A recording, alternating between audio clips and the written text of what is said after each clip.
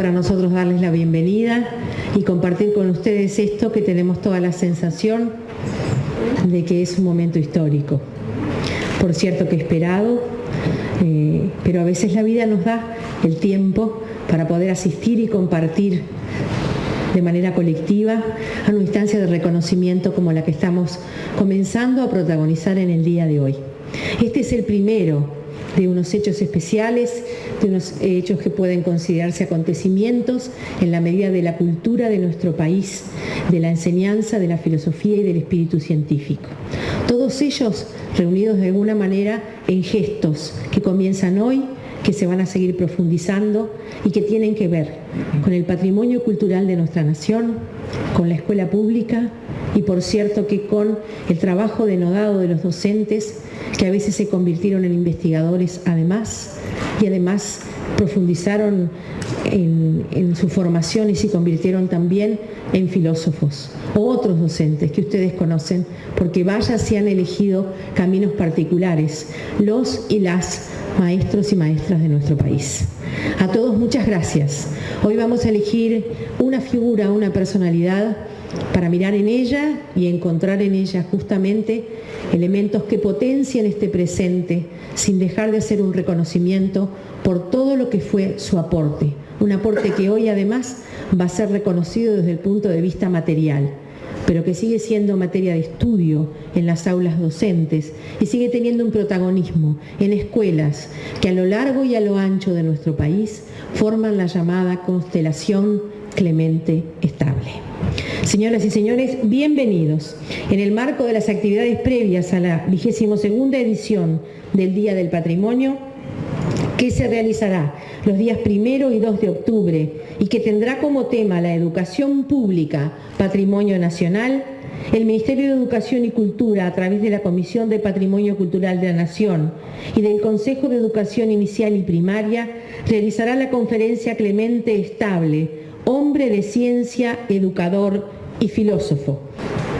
Buenas tardes a todos, a todas. El Consejo de Educación Inicial y Primaria, el consejero Héctor Floril, consejero Pablo Cayani y yo, Irupe Busetti, les damos la bienvenida en nuestra casa emblemática, el Museo Pedagógico. Es un alto honor poder empezar en cuanto al patrimonio con la persona que fue el maestro, el biólogo, el filósofo Clemente Estable. Yo voy a hacer mías las palabras de Taliche. Un momento Taliche definió al maestro Clemente Estable, al profesor, lo definió como una insignia, un símbolo, una brújula para la cultura nacional. Creo firmemente que esto es así. Diríamos que la definición de este patrimonio, de esta fecha de patrimonio, el 1 y el 2, se define con una educación que esté fundada en la integralidad, que esté fundada en ser íntegra y ser integrada. Justamente la integralidad fue uno de los principios que tuvo Clemente Estable en lo que hace a la pedagogía de la personalidad. Ser íntegra, lograr que todos los alumnos estén incluidos. También este fue un principio por el que trabajó mucho. Y ser integrada también corresponde a toda esta legado de documentos que tenemos de Clemente Estable. Nosotros podríamos decir, y vamos a escucharlo, que definiendo, a mí una de las cosas que me impacta más cuando leo los documentos es cuando hablamos del aprender a aprender. El aprender a aprender es algo que en la década del 90 y aún hoy nosotros estamos pidiendo en nuestras aulas. Y cuando pensamos que el maestro Clemente Estable, esto lo dijo por allá por el año 1933, la verdad que conmueve que nos diga los maestros, ustedes y yo, tenemos que guardar el patrimonio de los niños, que son la curiosidad, la originalidad y la creatividad. Yo creo que esto renueva todo nuestro quehacer diario como maestros, porque creemos que nosotros tenemos que seguir leyendo y releyendo estas sabias palabras.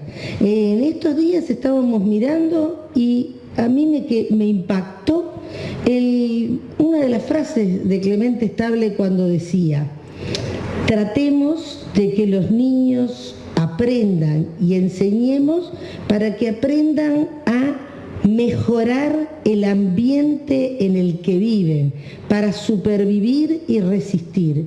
Qué sabias palabras en este tiempo, cuando nosotros como consejo tenemos 260 escuelas, aprender en contextos muy desfavorables, donde nosotros estamos tratando de lograr eso, de lograr que cada niño, que cada niña aprenda a supervivir, a resistir al medio y poder emerger de él.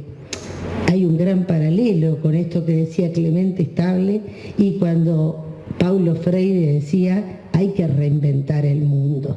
Entonces yo creo que es muy justo, a mí me toca mucho y miro hacia allá porque está mi compañera de magisterio Charo, cuando allá por el año 1969, siendo jovencita, fuimos con Reina Reyes, con Olga Gumila, a la casa que hoy se va a declarar Patrimonio Histórico, y nos sentamos en el living, y Clemente Estable nos contó por qué salió de su Canelones y quería ser maestro, y por qué creía que esto que digo yo de la curiosidad, porque él había sido un niño curioso, porque él había vivido mucho en el campo y había aprendido a observar y a experimentar. Esas cosas no se olvidan más.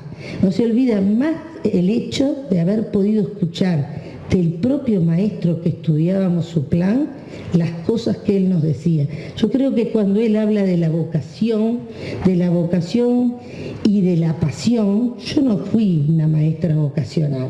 Yo creo que esta gente fue la que me ayudó y la que me encauzó a sentir pasión por esta carrera. Así que muchas gracias por estar y escuchemos a los que saben mucho de Clemente Estable.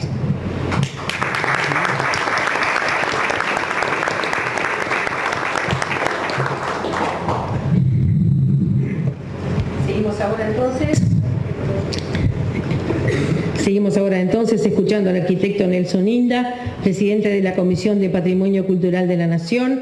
Tenemos un documento que usted seguramente tendrá que consignar, solamente solicitarlo.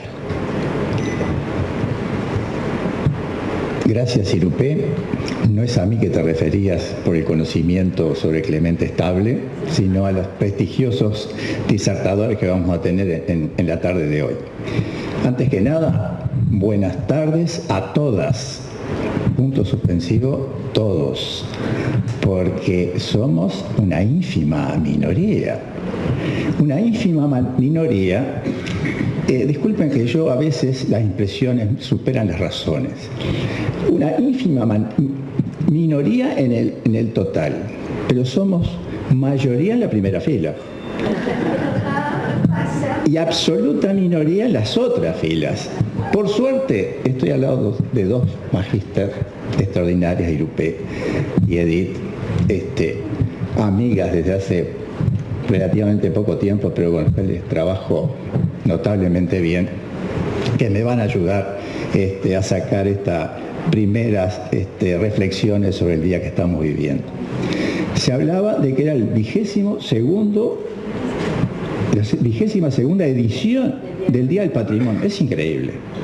Uno que vio nacer el Día del Patrimonio, saltando 1000 vallas y siendo una especie de erupción de la ciudadanía en la calle, que fue notable, y que en los primeros tiempos fue un día, por algo se llama el Día del Patrimonio. Tenemos a Norma Calgaro allá en las últimas filas, nuestra coordinadora del Día del Patrimonio, que debe saber cuándo se multiplicó por 2. Pasó de un día a 2 días, a pesar de que el nombre, el sustantivo, siguió siendo Día del Patrimonio. Pero es tanta la avidez de los uruguayos, no solamente de los montevideanos, de los uruguayos, por conocer del patrimonio y por defender el patrimonio. A veces hasta con exceso, cuando vienen, no puede tocarse tal cosa, bueno, espérese, vamos a ver si se puede tocar o no se puede tocar.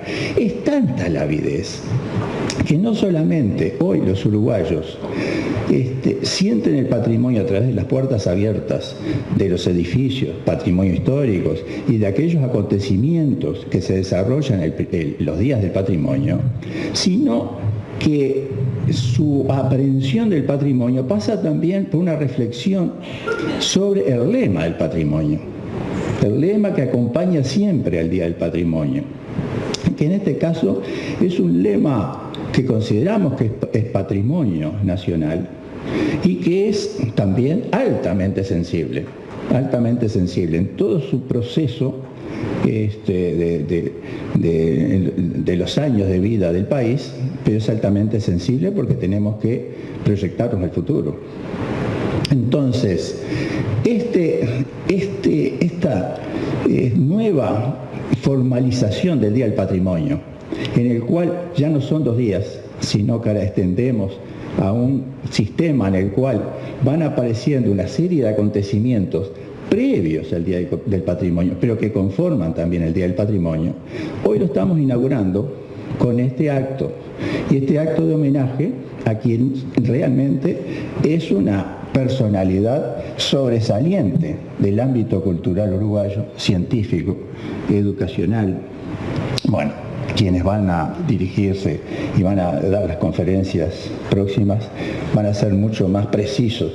Yo sí tengo alguna anécdota de Clemente Estable, que yo no lo conocí personalmente, pero si yo pudiese en mi adolescencia, si me preguntaban si yo conocía un científico, si conocía el nombre de un científico, era Clemente Estable.